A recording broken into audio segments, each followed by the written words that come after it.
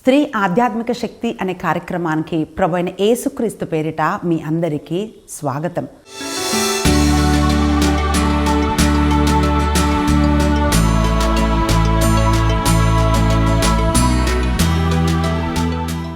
ప్రియులారా, జ్ఞాపకం అనే ఒక మాటని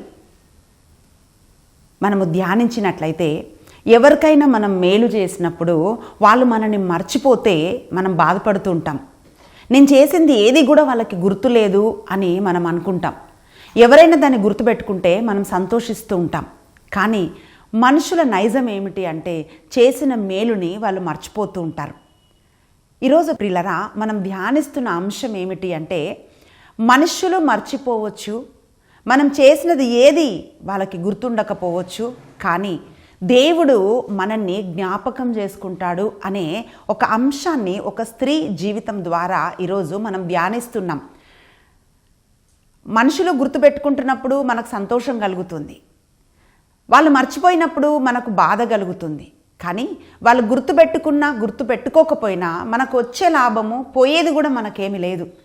ఈరోజు ఆధ్యాత్మికంగా మనం ఆలోచించినట్లయితే, దేవుని వాక్యం మనకేం బోధిస్తుంది అని మనం ఆలోచన చేస్తే ప్రియులారా, దేవుని వాక్యం తెలియజేస్తోంది, మనం చేసే ప్రతి పని, దేవుడి కోసం మనం చేసే ఏ పని అయినా సరే దేవుడు జ్ఞాపకం పెట్టుకుంటాడు అని ఈ స్త్రీ జీవితాన్ని మనం చూసినప్పుడు మనకు అర్థమవుతుంది. అది మనల్ని ప్రోత్సాహపరుస్తుంది ప్రియులారా. రోమీయులకు రాసిన లేఖ 16వ అధ్యాయంలో మనం చూసినట్లయితే, ఈ అధ్యాయంలో పెద్దగా ఏం ఉండదు అని మనం అనుకుంటాం. కానీ పౌలు గారు ఒక్కొక్కరికి వ్యక్తిగత శుభాకాంక్షలు చెప్తున్నారు.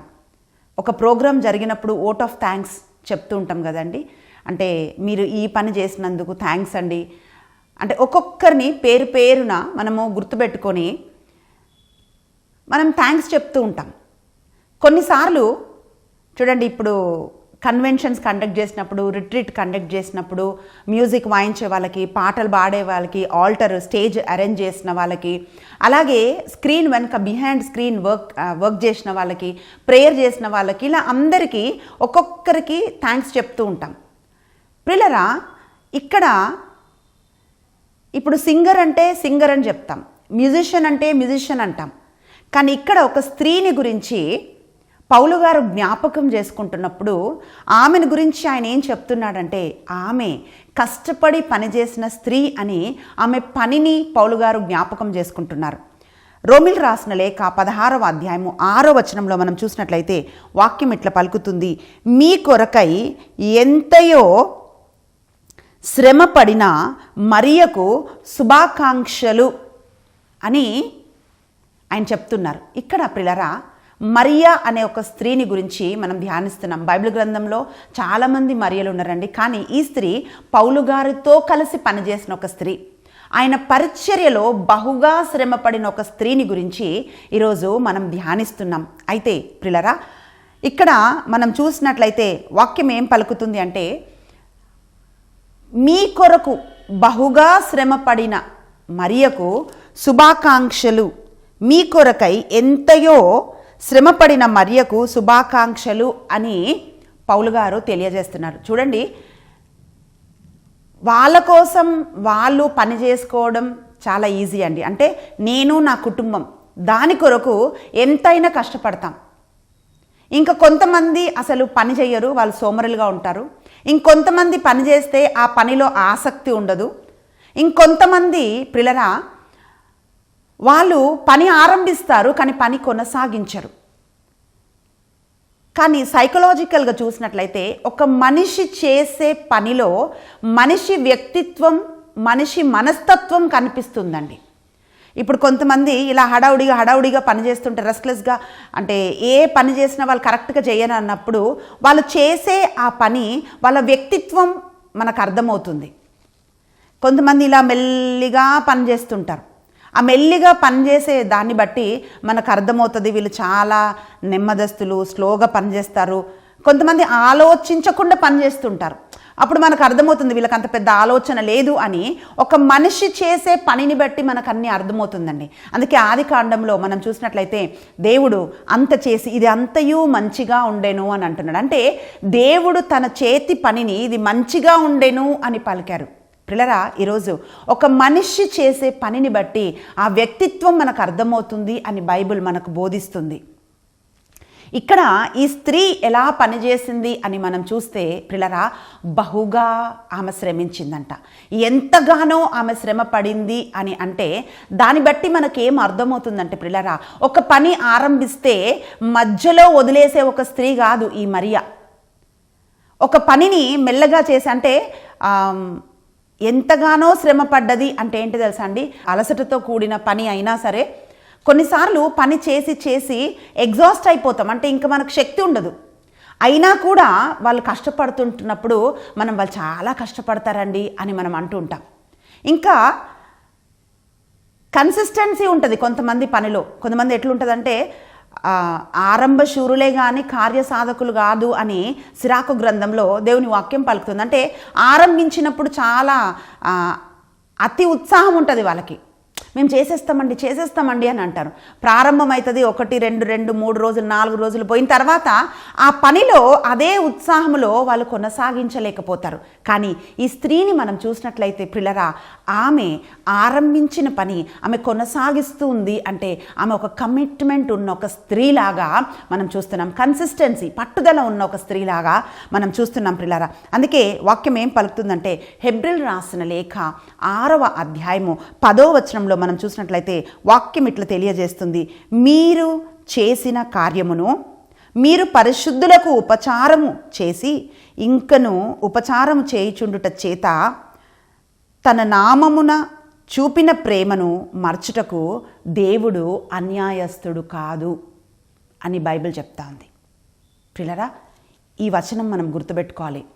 చాలాసార్లు మీరు దేవుని పరిచర్యలో ఉన్నారేమో, దేవుని కోసం పనిచేస్తూ ఉన్నారేమో, అప్పుడు మనకేమనిపిస్తుంది తెలుసా, ప్రభా నేను ఇంత చేస్తున్నాను కదా, నువ్వు చూడట్లేదా, నీకు కనిపించట్లేదా అయ్యా, నేను కన్నీరు కారుస్తున్నా కదా, నేను మూలుగుతున్నాను కదా అని చెప్పి మానవ సహజమైన ఆలోచనలు మనకు వస్తూ ఉంటాయి. కానీ ప్రియులారా, ఈ వాక్యం మనని బలపరుస్తుంది. ఈ వాక్యం సిద్ధపడి బోధించటానికి నేను వస్తుంటున్నప్పుడు పిల్లరా, మిమ్మల్ని మాత్రమే కాదు, ఈ వాక్యం నన్ను కూడా బలపరిచింది.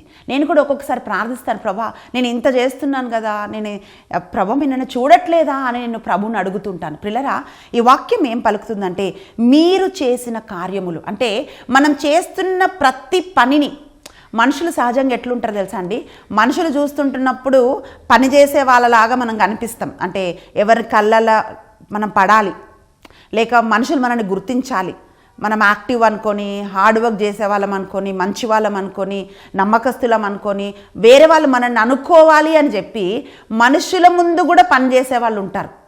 వాటి గురించి ఈ వాక్యం చెప్పట్లేదు. వాక్యం ఏం చెప్తుందంటే మనం చేస్తున్న ప్రతి కార్యాన్ని చూసే దేవుడు ఉన్నాడు, ఆయన అన్నిటినీ చూస్తున్నాడని బైబిల్ చెప్తా ఉంది. మీరు పరిశుద్ధులకు ఉపచారం చేసి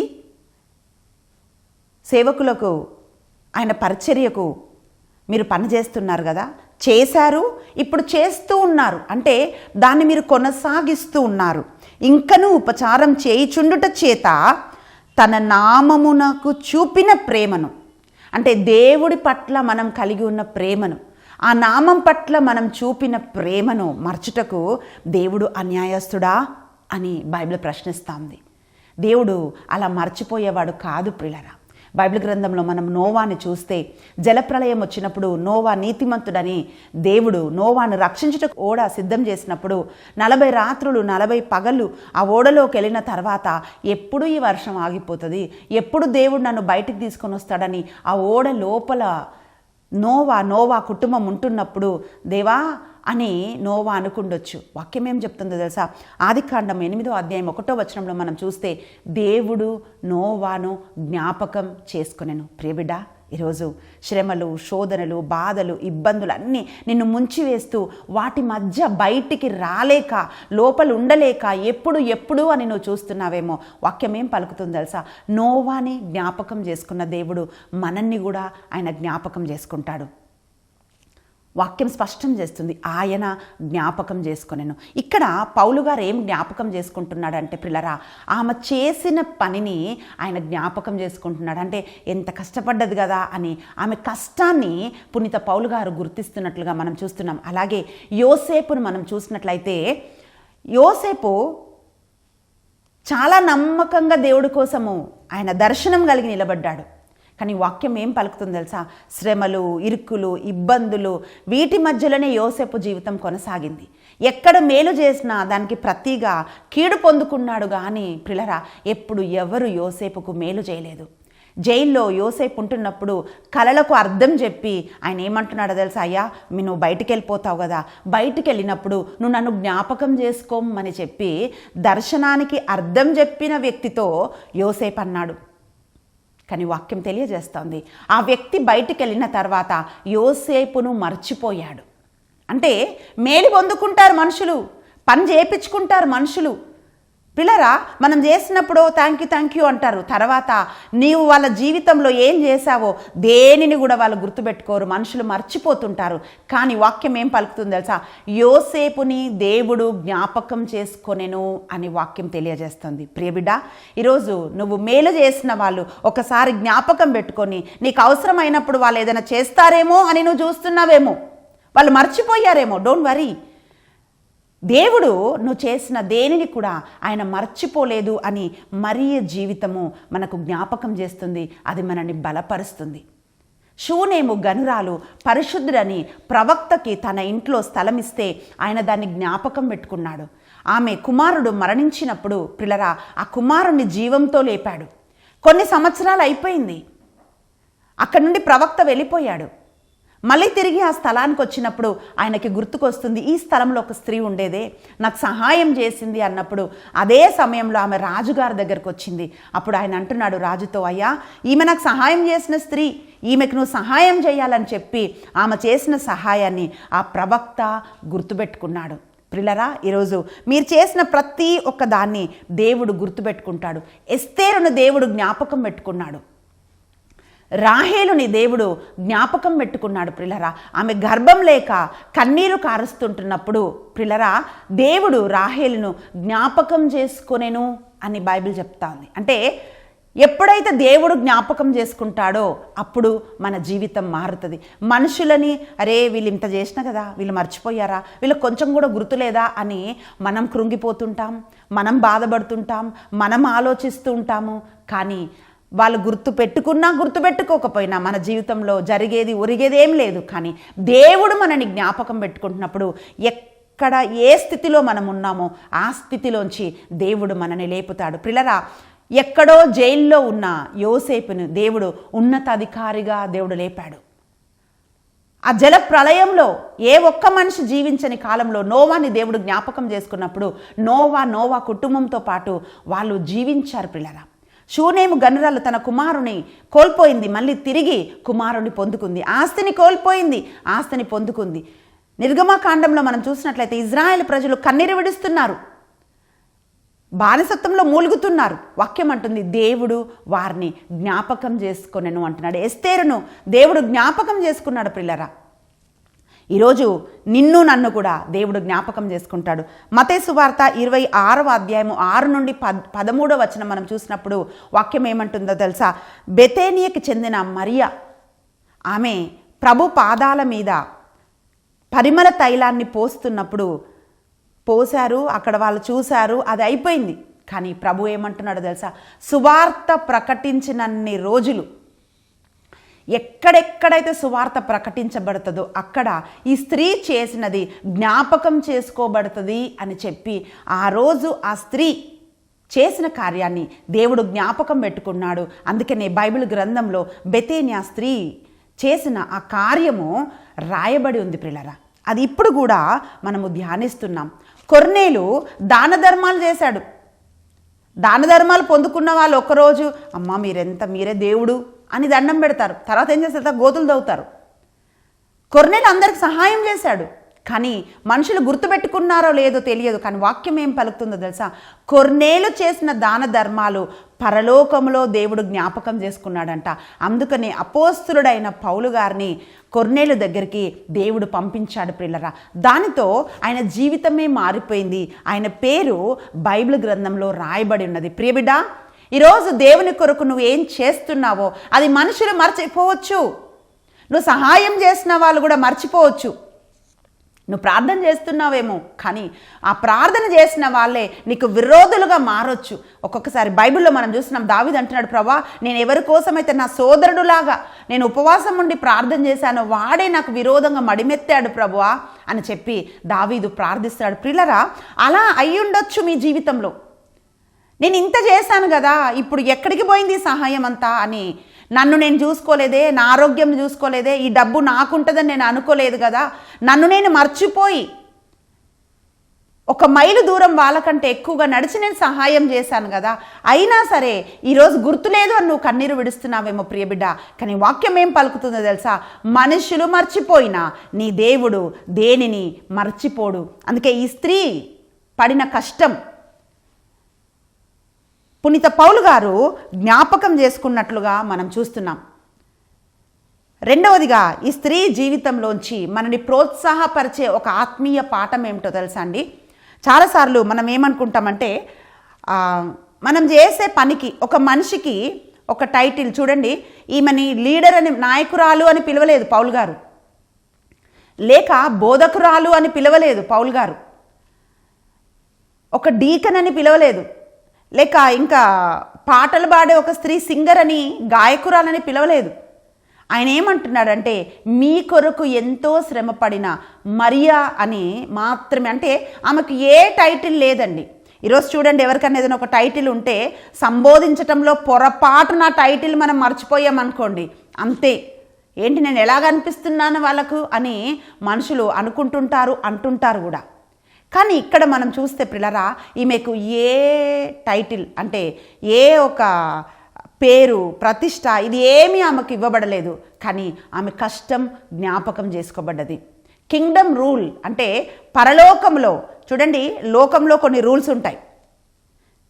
ఈ లోకంలో ఉన్న రూల్స్, పరలోకం రూల్స్, ఇవి రెండు కలవండి. వరల్డ్లీ స్టాండర్డ్, పరలోక స్టాండర్డ్, ఇవి రెండు వేరు ప్రియులారా. ఇక్కడ మనుషులని మనం గౌరవించాలి, పొగడాలి, ఇవన్నీ మనం చెయ్యాలి. కానీ పరలోకంలో దేవుడు అంటే ఒక మనిషి పేరుని బట్టి, వాళ్ళ టైటిల్ని బట్టి ఇక్కడ విలువ భూలోకంలో మనం చూస్తే. కానీ పరలోకంలో ప్రియబిడ్డ, నీకు ఏ టైటిల్ ఉన్నా, నువ్వెంత గొప్పవాడవైనా, నీ పేరు పక్కన ఏ సో కాల్డ్ పేరున్నా, ఇది ఏది కూడా ఏం వ్యత్యాసం చూపించదు పరలోకంలో. ఏది పరలోకంలో కౌంట్ చేయబడుతుంది, ఏది పరలోకంలో కొలవబడుతుంది అని మనం చూస్తే, మనకు దేవుడు అప్పజెప్పిన పని, అది కుటుంబ జీవితం కావచ్చు, ఒక తల్లివి కావచ్చు, భార్యవి కావచ్చు, సేవకురాలు కావచ్చు, పరిచర్య కావచ్చు, చిన్న పని కావచ్చు, నువ్వు ఎక్కడున్నా ఏం చేస్తున్నా దాంట్లో నువ్వు ఎలా నమ్మకంగా ఉన్నావో నీ నమ్మకత్వమే పైన కొలవబడుతుంది. కానీ చిన్న పన, పెద్ద పన, గొప్ప పన అని పని కొలవబడలేదు ప్రియులారా. ఆ టైటిల్ కొలవబడటం లేదు. అందుకే కొలస్సీయులకు రాసిన లేఖ 3వ అధ్యాయము 23వ వచనం మనం చూసినట్లయితే వాక్యం ఏమంటుందంటే, మీరు ఏ పని చేసినా దానిని చిత్తశుద్ధితో మనుషుల కొరకు చేయుచున్న కార్యము వలె కాక దేవుని కార్యముగా భావించుడు. ఎంత మంచి మాట అండి. అంటే మీరు ఏ పని చేసినా ఎలా చేయాలంట? చిత్తశుద్ధితో చేయాలంట. అంటే 100% మనం చేయాలి ప్రియులారా. ఈరోజు సక్సెస్ కావాలి అంటే, దేవుడు దీవెనలు పొందుకోవాలంటే, నువ్వు ఏ పని అయినా చేయి, ఆ పని చేస్తున్నప్పుడు ఆ పనిలో చిత్తశుద్ధి ఉండాలి. అంటే 100% ఆ పని చేయాలి. అప్పుడే 100% ఎప్పుడు చేస్తామండి మనము, ఎప్పుడు ఇవ్వగలుగుతాము? ఇది మనకు అర్థమైనప్పుడు. వాక్యం అంటుంది, నువ్వు చిత్తశుద్ధితో మనుషుల కొరకు కాక. ఇప్పుడు చూడండి, ఎందుకు మేనేజర్స్ ఉంటారు, ఎందుకు మన పైన అధికారులు ఉంటారంటే, పని ఇచ్చినప్పుడు ఆ పని వాళ్ళు సరిగా చెయ్యరు కాబట్టి దాన్ని కోఆర్డినేట్ చేస్తూ ఉంటారు, దాన్ని మానిటర్ చేస్తూ ఉంటారు, దానిపైన పర్యవేక్షణ చేస్తూ ఉంటారు, అన్ని చూస్తూ ఉంటారు. ఎందుకంటే చెప్పిన పని చెప్పినట్టు చెయ్యరు కాబట్టి ఎవరో ఒకరు దానిపైన చూస్తూ ఉండాలి. అలా కాదు, పని చేసేటప్పుడు నీకొక పని అప్పచెప్పబడ్డదంటే, నువ్వు ఒక పని తీసుకున్నావంటే ఎవ్వరూ మానిటర్ చేయొద్దు. అది మనకు మనమే పరీక్షించాలి. నేను చేస్తున్న పని 100% చేస్తున్నానా లేదా, నేను ఎలా చేస్తున్నాను అని మనం పని చేసినప్పుడు ప్రియులారా, అప్పుడే నమ్మకమైన వారిగా మనం పిలువబడతాం. అందుకే వాక్యం ఏమంటుంది అంటే, మనుషుల కొరకు చేయుచున్న కార్యము వలె కాక దేవుని కార్యముగా మీరు భావించుడి అని మనం చూస్తున్నాం. అవునండి, ఇలా పని చేయాలంటే ఈ మరియ చేసిన పని మనం ఆలోచిస్తుంటే ఒకటే మాట ఆయన చెప్పారు, ఎంతో శ్రమ పడ్డది అని మనం చూస్తున్నాం కదండి. అలా శ్రమ పడాలి అంటే ఆమె తన సమయాన్ని వెచ్చించింది, తన బలాన్ని వెచ్చించింది, తన సుఖాన్ని వెచ్చించింది. ప్రియులారా, తనకున్నవన్నీ ఆమె వెచ్చించింది. దేవుడి కోసం పరిచర్య చేస్తున్నప్పుడు, అందరూ నిద్రిస్తున్నప్పుడు మనం మేలుకొని ఉంటాం. అందరు కంఫర్టబుల్గా ఉంటారు, మనం కంఫర్టబుల్గా ఉండలేము. ఎందుకంటే అదే త్యాగపూరితంగా మనం దేవుడి కోసం చేస్తున్నది. అందరి టైము టీవీకి, షాపింగ్కి, ముచ్చట్లకి, వాటికి వీటికి టైం స్పెండ్ చేస్తుంటున్నప్పుడు ఆ సమయాన్ని మనం దేవుడి కోసం మనం వెచ్చిస్తున్నాం ప్రియులారా. అయితే దేవుడి కోసం శ్రమపడి పని చేయాలంటే ఇవన్నీ మనకు కావాలి. Move out from the comfortable zone. ఎవరైతే కంఫర్టబుల్గా ఉండాలి అనుకున్న వాళ్ళు ఎవరూ దేవుని కోసము పరిచర్య చేయలేరు, ఎవరూ దేవుడి కోసం పని చేయలేరు ప్రియులారా.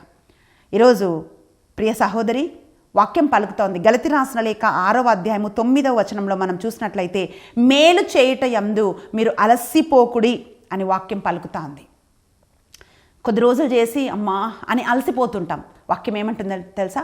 మంచి పని చేయటానికి మీరు అలసిపోకండి, మీరు చేసిన ప్రతి పనికి ఫలితము దేవుడిస్తాడు అని వాక్యం తెలియజేస్తూ ఉంది. అయితే దేవుని పరిచర్య చేస్తుంటున్నప్పుడు ఇమోషనల్గా చాలా డిఫికల్టీస్ ఉంటాయి. అంటే కేవలము కష్టపడడం అంటే, శరీరంతో కష్టపడడం అంటే ఒక ఫిజికల్ ఎఫర్ట్ మాత్రమే కాదండి. ఇమోషనల్ స్ట్రగుల్స్లో కూడా మనం వెళ్తుంటాం. మనుషులు మనని అపార్థాలు చేసుకుంటారు. కొన్నిసార్లు నిరుత్సాహం వచ్చేస్తుంది, అంటే డిస్కరేజ్మెంట్ వచ్చేస్తుంది. ఇంకేంటి, నేను ముందుకెళ్ళట్లేదు ఏంటి అని అనిపిస్తుంది. మనని మనుషులు మెచ్చుకునే వాళ్ళు ఉండరు, మెచ్చుకోకపోయినా పర్వాలేదు కానీ గోతులు దొవ్వే వాళ్ళు కూడా ఉంటారు. పిల్లరా, మెచ్చుకోకపోయినా పర్వాలేదు కానీ క్రిటిసిజం చేసేవాళ్ళు ఉంటారు, విమర్శిస్తూ ఉంటారు. ఇదేంటి, దేనికోసం చేస్తున్నారు అని ఇలా మాట్లాడే వాళ్ళు ఉంటారు. అయితే వీటన్నిటిని భరిస్తూ కూడా ఏ కార్యమైతే దేవుడి కోసము మరియ ఆరంభించిందో ఆ కార్యాన్ని ఆమె తుదముట్టించింది కనుకనే పౌలు గారు ఆమెను పొగుడుతూ ఉన్నారు. 2 కొరింథీ రాసిన లేఖ 15వ అధ్యాయము 58వ వచనం ఇలా పలుకుతుంది. ప్రియ సహోదరి, నువ్వు దేవుని సేవలో ఉన్నావా? ప్రార్థిస్తున్నావా? ఆత్మల కొరకు భారం కలిగి ఉన్నావా? రహస్యంగా నువ్వు ప్రార్థిస్తున్నావా? ఒక ప్రేయర్ వారియర్ లాగా నువ్వు ఉన్నావా? నువ్వు పాటలు పాడుతున్నావా? స్టేజ్ పైన నువ్వు పనిచేస్తున్నావా? స్టేజ్ వెనక నువ్వు పనిచేస్తున్నావా? మనుషులు నిన్ను అప్రిషియేట్ చేయటం లేదా? నీకు ఎంకరేజ్మెంట్ లేదా? ముందుకు వెళ్ళలేకపోతున్నావా? అయితే ఈ వచనం జ్ఞాపకం పెట్టుకోవాలి. వాక్యం పలుకుతా ఉంది. 2 కొరింథీ రాసిన లేఖ 15వ అధ్యాయము 58వ వచనం ఇట్లా అంటుంది, కనుక ప్రియతమా సోదరులారా, దృఢముగా స్థిరముగా నిలబడుడు, ప్రభువు కార్యములలో సర్వదా శ్రద్ధ చూపుడు, ఏలయన ప్రభువు సేవలో మీరు చేయు ఎట్టి కార్యమైనను, ఏ కార్యమైనను నిష్ప్రయోజనము కాదని మీకు తెలియను కదా అని పౌలు గారు కొరింథీ సంఘానికి లేఖ రాస్తూ వాళ్ళని బలపరుస్తున్నారు. ప్రియబిడ్డ, దేవుడి కొరకు నువ్వు గుప్పిలి విప్పావా? ఆత్మల కొరకు నువ్వు భారం కలిగి ఉన్నావా? ప్రార్థిస్తున్నావా? అయితే వాక్యం ఏమంటుందంటే, నువ్వు ప్రార్థిస్తున్నావని, నువ్వు దేవుని సేవ చేస్తున్నావని ఎవరు గుర్తించరు. మనకు ఎవరు బహుమానాలు ఇచ్చేది లేదు, ఎవరు మనని మెచ్చుకునేది లేదు. కానీ దేవుడు ఏమంటున్నాడు తెలుసా? నువ్వు చేస్తున్నది ఏది కూడా నిష్ప్రయోజనం కాదు అని అంటున్నాడు ప్రభు. అంటే ఏంటో తెలుసా? ఆయన జ్ఞాపకం చేసుకుంటాడు. ఈ మరియ జీవితంలో ఎలాగైతే పౌలు గారు జ్ఞాపకం చేసుకున్నాడో అలా ప్రభు చెప్తాడు, ఇదిగో నా కుమార్తె బహుగా శ్రమపడ్డది, నా కోసము నమ్మకంగా పనిచేసింది, ఆసక్తి కలిగి పనిచేసింది అని చెప్పి జీవ గ్రంథంలో మన పేరు లిఖించబడుతుంది. ఇంతకంటే మనకేం కావాలి? కళ్ళు మూసుకుందాం, ప్రార్థన చేద్దాం. ఈరోజు నువ్వు నీ ఇంటి కోసం కష్టపడుతున్నావు, కానీ నా భర్త నాకు గుర్తింపే లేదు, నా అత్తమామలు నన్ను గుర్తించట్లేదు, నా బిడ్డలు నన్ను గుర్తించట్లేదు, నేను ఇంత కష్టపడ్డాను కదా నువ్వు అనుకుంటున్నావు. కానీ దేవుడు నిన్ను జ్ఞాపకం పెట్టుకుంటున్నాడు. ఒక దినం దేవుడు నిన్ను లేపుతాడు. కళ్ళు మూసుకుందాం, ప్రార్థిస్తాం. స్తోత్రం నాయన పరిశుద్ధాత్ముడా. అయ్యా, కన్నీరు విడుస్తూ నీ వైపుకు ప్రార్థిస్తున్నా ఈ ప్రతి సహోదరిని మీకు అర్పిస్తున్నానయ్యా. అయ్యా, ఇదిగో నేను ఇంత శ్రమ పడుతున్నాను కదా, ఈ శ్రమను ఎవరు గుర్తిస్తారు అని మనుషులు అనుకుంటుండగా, ప్రభువు నా తండ్రి నీవే మమ్మల్ని జ్ఞాపకం చేసుకునే దేవుడవయ్యా, మా కష్టం ఎరిగిన వాడవు, మా కన్నీరు ఎరిగిన దేవుడవయ్యా. అయ్యా, ఇదిగో మేమెంత నమ్మకంగా నా తండ్రి పనిచేస్తున్నామో చూస్తున్న దేవుడవు రాజా, నీకు స్తోత్రములు. ప్రభా, ఇప్పుడు ఏకీభవించి ప్రార్థిస్తూ కుటుంబాల కొరకు, అయ్యా సొంత వారి కొరకు ఎంతో కష్టపడ్డాను కదా, ఇప్పుడు నేను ఎవ్వరికి జ్ఞాపకం లేను అని ఏడుస్తున్నారేమో నా తండ్రి, నీకు వందనాలు ప్రభా. నా భర్త మర్చిపోయాడు, నా బిడ్డలు మర్చిపోయారు, నా తోబుట్టువులు మర్చిపోయారు, ఎవ్వరు నన్ను జ్ఞాపకం పెట్టుకోలేదు అని ఏడుస్తున్నారేమో నాయన. అయ్యా, నీ కోసం చేసిన ఏ కార్యము నిష్ప్రయోజనము కాదు అని పలికిన దేవుడవు ప్రభా. ఒక్కొక్క బిడ్డను మీరు దర్శించమని అడుగుతున్నాను నాయన. అయ్యా, వారి కన్నీరు తుడిచి మీరు వారిని జ్ఞాపకం చేసుకొని లేవనెత్తమని యేసుక్రీస్తు బలమైన నామమున ప్రార్థించి అడిగి వేడుకుంటున్నాం తండ్రి, ఆమేన్. ప్రియులారా, మీ ఏ శ్రమ నిష్ప్రయోజనం కాదు, అన్నిటినీ దేవుడు జ్ఞాపకం పెట్టుకుంటాడు. నువ్వు ఉన్న స్థితిలోంచి నిశ్చయంగా దేవుడు నిన్ను లేవనెత్తాడు. దేవుడు మిమ్మల్ని ప్రేమిస్తున్నాడు. God bless you.